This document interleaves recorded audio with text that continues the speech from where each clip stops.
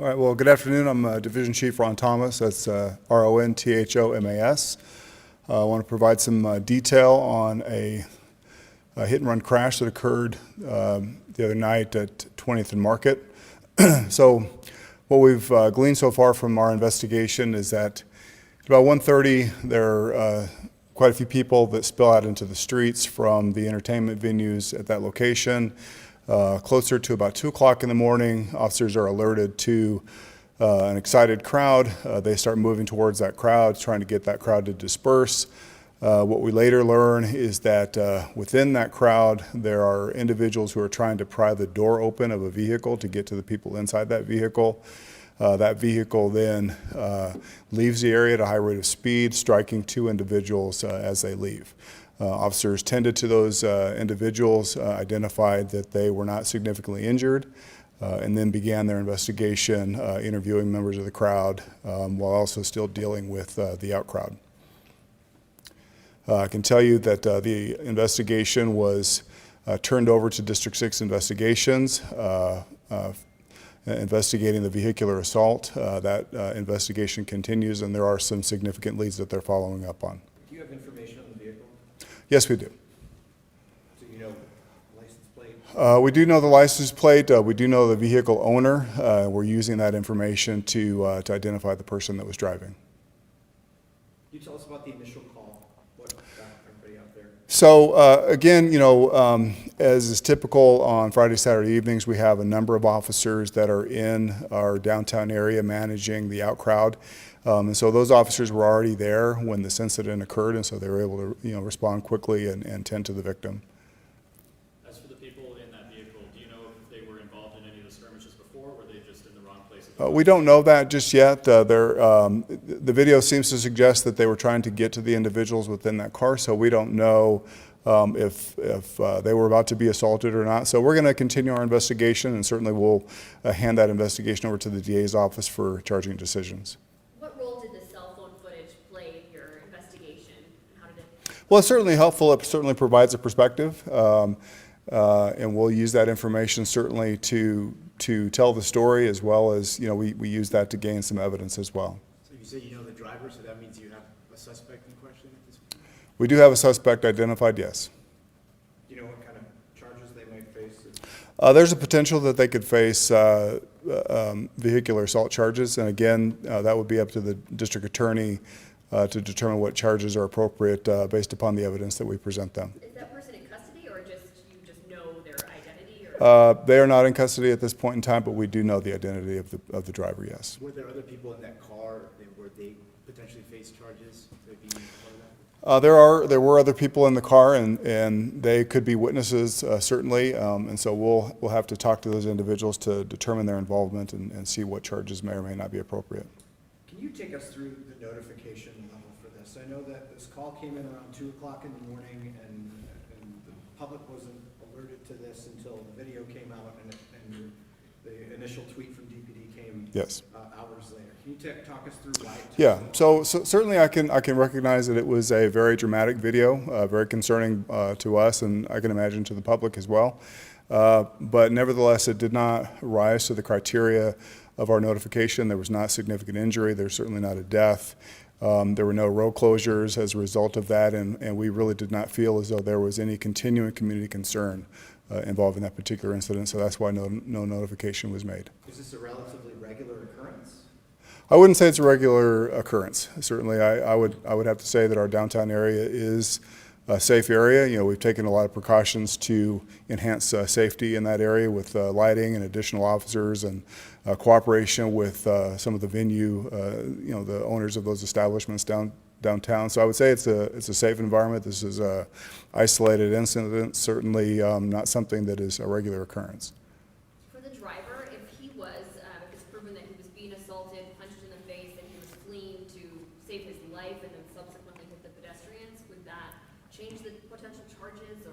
Well, that certainly could provide a self-defense defense, but again, that's for the district attorney to decide. You said this was an isolated incident. There have been several shootings in Lodo in recent months. Is it becoming more dangerous as bars are going out? And can you talk a little bit more about the police tactics? So I would say that, again, I think that the downtown area is safe. I mean, you know, several nights a week, there are large crowds that come out of those venues. I think the precautions that we've taken with additional staffing, increased lighting, the cooperation that we've gained from a number of those establishment owners has created an environment that I think is safe. You know, we are aware of the shootings. I think we took some steps to enhance safety after those incidents, and so I would say that it is a safe area, and this incident shouldn't be connected to those things. I know other entertainment districts throughout the country, like Lodo, tend to close their streets at closing time for, or at least even in the evening hours for that area. Has that ever been a consideration? So that has been a consideration. It is something that we do. In fact, the road was closed beyond 20th Street. So that's why the car had to continue on 20th Street instead of turning onto Market Street, because that street was closed. And so, yes, we do take cues from other cities that have typical, you know, similar areas, and we try a number of tactics to see which is going to work best for us. Is that standard procedure in that area to close Market? Yes. Yes, and the reason why we do that is because of the venues that are on each of those corners there, you know, spilling out into the street. We just find that it creates a citizen safety situation that we think it's best to limit that thoroughfare. Any thought of reconsidering moving that boundary back, closing the road a little bit further back? We'll certainly take that into consideration, but again, we've faced numerous problems in that area, and we've reconsidered our tactics, and we think that what we're doing right now is sufficient. To clarify, Market Street was closed? Correct. Correct, right at 20th Street. What time did it close? It closed as soon as is 1:30 when the bars closed, yes. It stays closed until the crowd disperses. And is that only Market, or can you give us an idea of the other closures? So that's only Market. And again, as we identify, problems and challenges in the Lodo area, we may move our traffic patterns, to change the way that the crowd behaves. Can you give us background on how long ago that was, the decision was made, and how long? So those decisions were made back early in the summer and earlier in the year after the shootings that had occurred down there. And we have identified that it seems to do a much better job eliminating crowding and getting into the street and things like that. The other thing that we have found to be quite helpful is the enhanced lighting that helps officers be able to see better, and I think creates sort of an environment where people don't feel as though they're doing things under the cover of darkness. I want to circle back to the criteria you were talking about for notifying the public. Correct. There have been other instances where there has been serious injury and we found out later. Is that a new criteria that's been discussed recently, or can you kind of take us through the decision to make that criteria?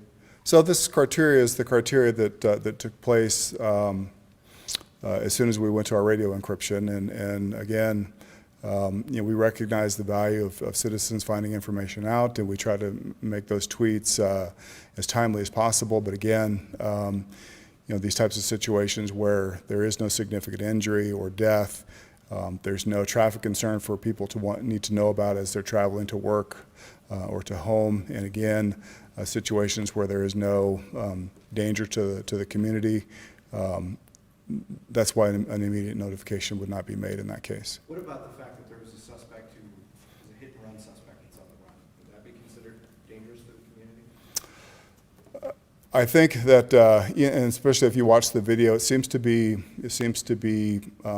tied specifically to that particular event. So I would not say that that suspect would be a danger to the community at large. Can people expect, an increased police presence this upcoming weekend? Any immediate changes? I would say probably not any immediate changes. I would say that we have a significant police presence in the Lodo area each weekend, and each weekend tends to be handled safely for the most part, and this again is an isolated Can you incident. talk about that briefly? Approximately how many uniformed officers? I can't tell you for safety reasons how many officers, but I can tell you that there is a significant presence in Lodo, to include both on-duty officers and the off-duty officers that are assigned to a number of these venues. I can tell you part of our cooperation that we've gained from these venues is for them to increase the staffing that work off duty in these venues. Can you talk about the challenges when you're dealing with a crowd and alcohol and trying to, using pepper spray, just what your department is up against? Well, certainly, young people and alcohol is certainly can be a dangerous mix. And so we want to make sure that our officers are safe, but we also want to make sure that we keep the public safe. So that's why we deploy the officers to try to be a visible presence. When they are alerted to some kind of disturbance, they move that direction to quell that disturbance. In this particular instance, it was their decision to deploy pepper spray to disperse that crowd because they felt it was a little too aggressive, and the number of people involved, I think they didn't feel comfortable going into that crowd and separating people apart. Another question that we got online, as that video was kind of posted, there's a bunch of people kind of commenting saying that they saw police officers on the scene. And I'm wondering if you could just kind of walk us through what happens when something like that escalates, and the officers kind of trying to take care of their own safety while dispersing a crowd that's much larger than themselves. Sure. The officers certainly have to, be aware of their own safety, but I think public safety is paramount, and so, I would expect those officers to move in that direction and do what they can to quell the disturbance and apprehend any suspect that may be on scene, and tend to those that are injured. There was Should they concern. have stepped in sooner? I don't think that it's fair to speculate that they should have stepped in sooner. I think that seemed to be quite a hostile crowd, and so I think that the measures that they took to try to get those people to disperse were appropriate. I don't imagine there was any attempt to chase after the vehicle for your policy, but what were you guys doing in the immediate aftermath when this car hit two people? So all of the officers that were there were on foot. So certainly all of the information that was available to the officers was aired over the radio for any units that may have been nearby to try to stop that vehicle. Of course, that didn't happen. We weren't able to intercept that vehicle. But I think it was more important for the officers that were on scene to stay out of their cars and deal with the crowd and tend to the injured. Should the person who was driving that vehicle turn themselves in? Would they be better off doing that at this point? Well, I would say yes, that it would probably be helpful to our investigation if that person would turn themselves in and allow us to further our investigation. And certainly I would call upon anyone who may have information or additional videos of this incident to bring them forward to us. Are you releasing the person's name or any other? Not at this time. Not at this time. This is still an active investigation, and we want to get well down the road before we do that. Only a question about the timeliness of, apologize for continuing to come back to this. Sure. The timeliness of the tweet. There's a concern from some people in the public that the police department is only releasing things that it feels it wants to release in this case. What is your argument to that? My argument would be that would be unfair. I mean, I think that we recognize the value of public safety and the value of the public knowing what's going on in their community. And certainly, I think we release information on all incidents in a timely manner when it's passed along to the PIO's office, who's charged with that particular responsibility. But I think the officers on scene, they understand the criteria for making that immediate notification to the PIO's office so that they can make that notification to you all. Thank you.